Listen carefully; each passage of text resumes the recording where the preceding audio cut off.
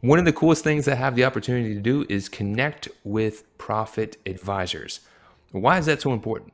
Because people who work with small business owners and entrepreneurs and help them reduce their expenses and increase their profitability help keep people's dreams alive. If you didn't know, a majority of businesses that start don't work out. And a lot of the times it's problems with cash flow. They don't have enough money to keep things running. But it doesn't have to be that way. If you have a guide to help you resolve your challenges, see your blind spot, and help you take new actions, you can achieve new results. Our guest today is a certified Profit First professional, a bookkeeping leader, and the chief profit strategist for CFO Accounting Services. I'd like to welcome Carla Ruble to Growth Amplifiers. Carla, thanks for being here today. Yeah, thanks for having me, Kenny. It's really awesome to connect with you because you have seen the light. You're helping people beyond just checking the boxes. And there's so many people out there that have just gotten used to, what if someone hired me to do, all right, I'm going to do what they've hired me to do, and then I'm going to move on and do the next thing that someone hired for me to do. What got you in this business in the first place? Accounting was my college degree, so I'm one of those few people that are actually doing what I went to school for.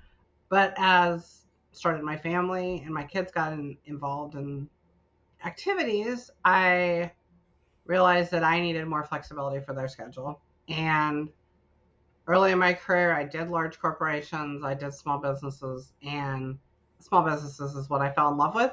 And I saw a need for so many people who started small businesses and year after year struggled. It wasn't what they had dreamed of, wasn't what they thought it would be. And I wanted to give them a way to have solid accounting work done without having the expense of an employee. So, yeah, too many of them try to use the person who answers the phone, their significant other, or themselves, and none of those are good options. So I wanted to give them a cost-effective way to have the benefits of what the large companies have in the accounting world in a fractional capacity. I can really appreciate and relate to that. I've been on a similar journey myself, as starting off as that marketing technician. I got to work on some big accounts when I was working in an advertising agency, but then I realized it's really the smaller businesses that I like working with. I like working directly with the owner and their team and seeing their aha moments and seeing the transformation when it happens and seeing the energy that happens when they're progressing in their business. And like you mentioned, a lot of times people may be trying to do it themselves, but they don't have the experience to know what's working and what's not and what to avoid. And so it's better to work with somebody that has that knowledge and experience. Now, in the beginning, I talked about, a lot of businesses have challenges, a majority of them fail. And we'll start with a little bit of vulnerability. What are some of the challenges you faced when getting started with your business, and how did you overcome them? Honestly, the biggest challenge was I was very good with the technical stuff, but there were twofold. I already had a husband and kids and bills and all that fun stuff. So really it started very organically. I didn't spend money on marketing. Being a traditionally introverted accountant, getting out and networking was highly stressful and exhausting, actually. So really the main challenge was just in my growth. I had lots of goals. There were lots of people I wanted to help, but it didn't help as many as quick as I could have because of my limitations of putting myself out there. And so, then you come to a point and realize, if I want to achieve new results, I've got to take new actions. And what I can applaud you for is you've gotten out on the court and you're taking new actions. You're doing podcasts, you're doing webinars, you're doing joint venture events. What do you tell people when you're working with them, right? You're working with clients and some of them might have blocks that are holding them back from things that they should be doing. How do you help counsel those you work with to get out of their own way and start making the progress and help them achieve what they're looking to achieve? One thing that I have, as introverted as I am, I've never had a problem sharing my opinion, especially one on one with our clients. And I feel like that was the one thing I always did. It wasn't just the bookkeeping, it was what can I help with? I've been fortunate to have a lot of experiences in working with people or just different areas of life. So I can connect people with others. I have, like I said, ideas. And so really, yeah, I just like to listen to that person and just explain things that I did to help me overcome that. I like to give advice on books to read or things I listened to, events I attended. While different small businesses, obviously, we all have different services or products that we provide. There's also a lot of similarities in how we struggle, what we struggle with. And Hmm. so a lot of that is universal when offering um, ideas to help them get past wherever they are stuck. Gotcha. So it's what I really appreciate that about your answers. The first thing you said is like really listening. And you've probably heard that's a skill that a lot of people take for granted because it's easy to hear sounds, but are you truly listening and understanding and having that empathy to understand where someone's coming from and listening beyond just what they said, but how they say it and what that may mean. And then you share real life experiences. So that's beyond, just checking the box of we're just going to look at numbers here. We're just going to do what we said we're going to do. That's really getting to understand what someone, what might be challenging someone, and then what they're trying to accomplish, and then helping guide them towards making that transformation, getting to where they want to go. Now, there are a lot of different people out there that offer similar products or services, and it can seem saturated. We got technology, all sorts of different professionals. What's something that you do that you feel like kind of maybe differentiates your business or your approach that maybe someone else doesn't have? I think we do that in a couple different ways, but mainly we are really an accountability partner. And we Hmm. really, it's not just the compliance bookkeeping. There are a lot of people that can do that. Software has so many ways to automate a lot of that. But business owners don't know what they don't know. And so staying on them to make sure that when they make large purchases, are we having that documented? Are we getting that set? Noticing that maybe something looks like it's a little off on how much they're spending on something compared to what they're spending historically. As you mentioned, we're profit first professionals, and while not everybody wants that level of advisor service from us, I find it important to still look at that information presented. I think percentages, how much something is costing in percentages, sometimes triggers people's minds more than just looking at those numbers on their financials. We also try really hard to, it's plain English, right? I mean, we use terms every day, but that doesn't mean that the business owner knows what they mean. And so we just really like that. A lot of our clients text us, they send us messages, and we're more than just that compliance bookkeeper.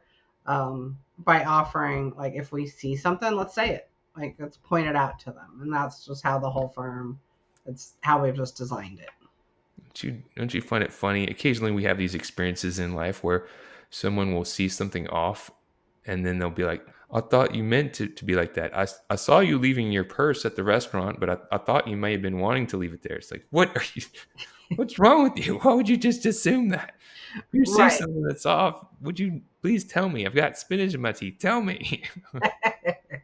Very much so, yes. And part of how you're engaging with people and your clients and helping them, I'm sure helps with customer retention. Are there other ways that you're purposefully engaging with your clients that is more intentional? A lot of times people will show up when it's time to invoice them, or there's a trouble with a credit card.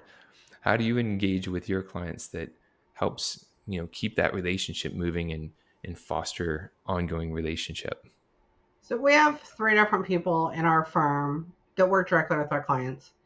And our clients are assigned somebody as soon as they come to work for us. And I have been blessed with the longevity of the people who work for me. So you don't just call a number and get whoever's answering your question. It is a specific person that you're building that relationship with, just like you would hire somebody.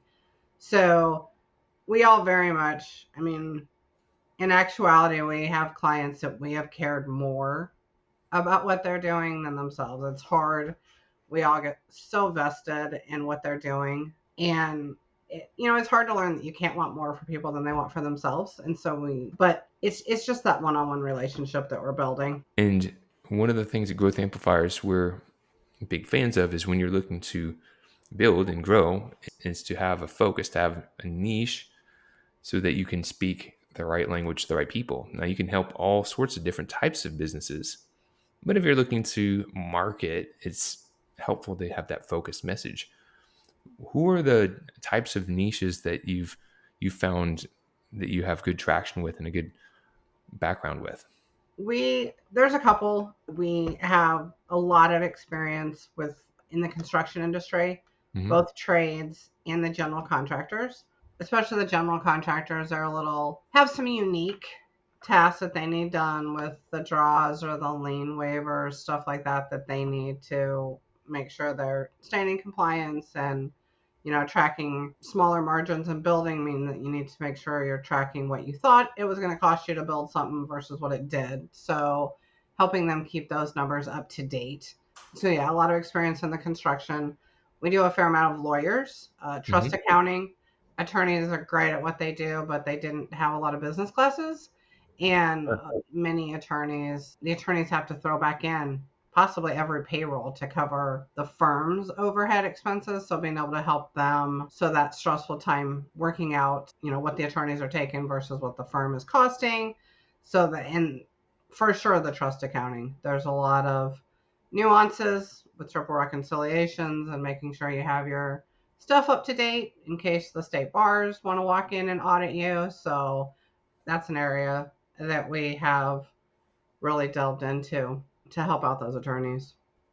And I would say one of the challenging things for the business owner is we can get in the mindset of like, we've got this covered, or we already have a bookkeeper, we already have someone who's kind of looking over this. But what we've seen a lot of times, just because someone is doing maybe even a good job, there's a lot of untapped opportunity. There's a lot of blind spots and potential leaks in someone's process that could be costing them a lot of time and money, and they don't know what they don't know, right? So if someone has their own business, what's something that they could do? How could they get some awareness to begin realizing if they are missing opportunity, if they are leaking revenue in certain areas, if they are minimizing their profits because they're just not seeing those things? How can you help them get that awareness? What's a good first step? I mean, just an initial even assessment. We do one-off assessments of let us see what your accounting is looking like. What does your chart of accounts look like? People, when they do it themselves, tend to overcomplicate that. And there are other ways within softwares to get valuable insight into which service you're providing that's providing the best profit or not a profit. And even if you have an internal bookkeeper or your spouse is a CPA, like if someone's doing that day to day, paying the bills, sending out your invoices, I would still highly encourage people to find an expert to oversee that Hmm. monthly, quarterly, that type of things. Because for sure, there's lots of people who can write a check and pay a bill, but you need a professional to be able to look at your income statement and your balance sheet and see where things might be missing. And odds are the person doing your taxes at the end of the month or end of the year, sorry, it is doing that. Like they're taking your numbers and plugging them. So, yeah, I just think there's a lot of things that our numbers tell us if you have somebody who knows the trends that they're looking for. And I'm completely an advocate for that, for having a fresh perspective, take an assessment, see what the opportunity is. If you're good and you got everything covered, great. But many cases, there's a lot of gaps. A lot of people I work with, they may already have an internal marketing person, they may already have a marketing agency, they may be good at marketing themselves, but we can't see our blind spots. And getting a fresh Right. perspective and having someone come in with a different trained eyes to look in other areas and knowing which knobs to turn, to dial, to increase results has a big impact on what becomes possible. So we're talking a little bit before about, making sure that you're being able to provide your clients value. You shared you can provide some books for them to read or some podcasts to check out. Is there a book that you could recommend maybe for someone that might be looking to improve in the area of finance? So Profit First by Mike Michalowicz, which is the book behind the Profit First Professionals, is phenomenal. He has a very good way of speaking business owner, simple ways, lots of actionable steps in there and things to look at to assess your own business. So that would be on the finance side. That would be the number one finance book that I would recommend. And then how about, is there a podcast that you like listening to, or one that you might say is worth checking out? You know, again, I'm very tied into Profit First, and they have a Grow My Accounting Practice podcast. It is geared more towards people who are in that industry, Mm-hmm. but it is one on the finance side that I listen to the most. I tend to listen more to growth minded, personal development type stuff over finance podcasts. I'm a big fan of personal development myself. You can learn a lot of technical stuff, but ultimately it comes down to our mindset, the habits that we create, For sure. and leads the actions that we take. So, really cool. Speaking of actions that we take, you've led an incredible life journey, and you've learned a lot of life lessons. What's something that you might care to share with someone who's maybe listening in, and maybe it's something you've learned on your life lesson that would be helpful for others on theirs? It could be related to your industry, or it could be anything you've learned through life. I guess one thing that I find highly fascinating in the world that we live in is that if you feel strongly and have passion for something and you want to really work at it, you can make a living at it. I mean, I have a couple children that are adults, and that's what I tell them. Like, it's just amazing to me what you can provide as a service to people. Mm-hmm. Even it doesn't even have to be creating a product that you can support yourself doing. Just get out there. There are so many people who are willing to talk to you, to mentor you, just to help and offer. Like, just ask. I guess that's just, people are so worried about asking that they're inconveniencing somebody, but people just want to help people. Well, I appreciate that. Sometimes we need to be reminded of some of those things. And sometimes just hearing that gets that extra encouragement to step into something. So maybe there's something that you had a passion for, you maybe tried in the past, or maybe didn't try because it was like, I don't know how this is going to work. Well, you can achieve it. You've heard it. You put your mind to it, you can accomplish anything. People get caught up with needing to have all the answers, but you only need to take the first step. And get the first step, you're going to be able to see what your next step options are. So get out there, begin taking actions. And for those who've been tuned in, if they're curious to learn more about you and your business, CFO Accounting Services, where could they go, and what should they do? Yeah, so our website is www.cfoaccountingservices.com. That is where you can learn more about what we do, learn more about our team, the company, and personally, we're on LinkedIn, Carla Ruble, and and I hang out on Facebook. Again, Carla Ruble, and we do have a company page there that people can follow. They're all listed under CFO Accounting Services. All right, amplifiers. Well, thank you so much, Carla, for being the amplifier that you are. It's really cool, and I look forward to connecting with you, amplifiers, in the future. If you have thoughts or questions or comments, please put them in the comments section. We will look back and take those ideas into consideration for future shows. Thank you so much. Until next time, keep on amplifying. To show your support, take a moment to amplify this message by sharing it online. To connect with me or gain more business growth insights, visit www.growthamplifiers.com. Thank you for your support.